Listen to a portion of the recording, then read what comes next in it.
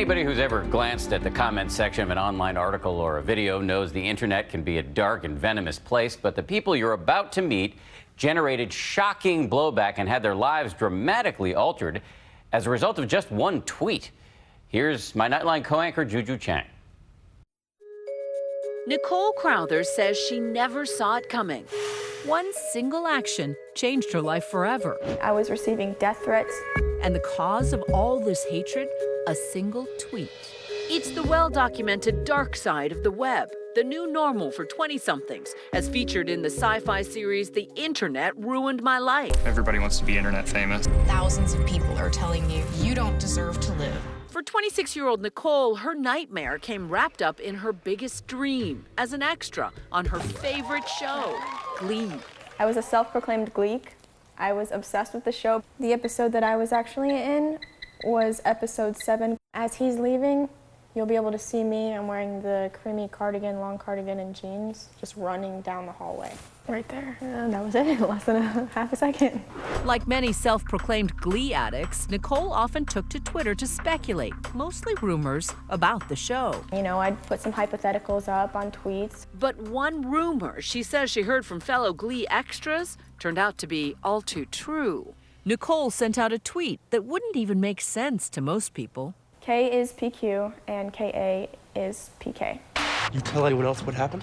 The cryptic letters, a code, a major plot spoiler for the second season of Glee, saying character Kurt would be prom queen and his longtime bully Karofsky, prom king. Come out, make a difference. I sent that tweet out. The following morning is when everything kind of hit the fan. Turns out, a Glee producer saw the tweet and responded, saying, "Who are you to spoil something talented people have spent months to create? Hope you're qualified to do something besides work in entertainment." Right off the bat, they hated me. To put it very just clear and simple, they hated me. Okay, this one. Who invited you back, Nicole Crowther? Go away. Are you going to be hit by a train? That would be fun. And the tweets only got worse, some saying she should be killed.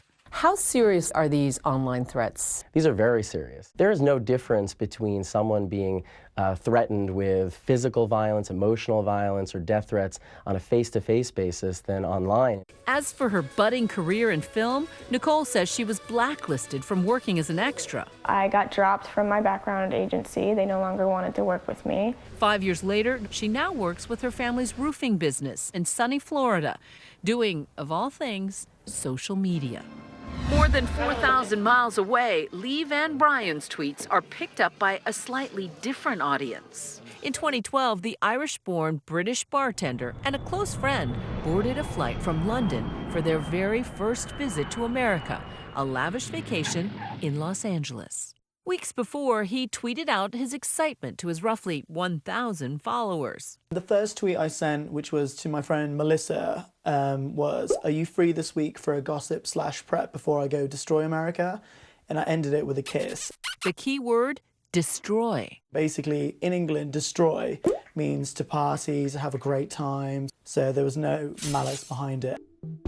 But U.S. security officials didn't see it that way. When Lee got off the plane in L.A., he says he and his friend were met by Customs and Border agents and held for 2 days, as seen here in this SyFy recreation. There was handcuffs, we were put in a cage, we were sent to a detention center, I was put in with foreign drug dealers. Customs and Border Protection confirmed to ABC News at the time that 2 people were taken in for secondary interviews and deemed both inadmissible to the United States. After spending less than 48 hours on U.S. soil, Lee was sent back to the UK with his visa denied.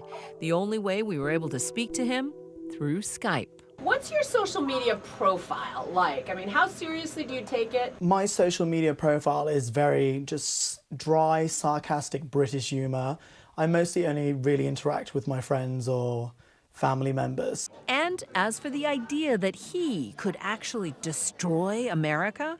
I can't even destroy my living room, let alone your country. I could probably destroy a few pairs of knickers, but that's about it. Did it ever occur to you that you could get caught up in an international terrorist dragnet? It never occurred to me that I could get caught up in this sort of scenario where I was accused of being a terrorist. I thought of all the things in the world the worst thing that probably would ever happen to me would be that I'd end up in a girl band. And to any U.S. officials out there who may be listening, Lee has a message. I would delete my Twitter account if you guys would let me back in the country. I would be the best citizen you've ever had, and what happened to me was worse than when Jerry left the Spice Girls, so you need to do me this one little favour and let me come and be an American. He's making his case to come back one tweet at a time. For Nightline, I'm Juju Chang in New York.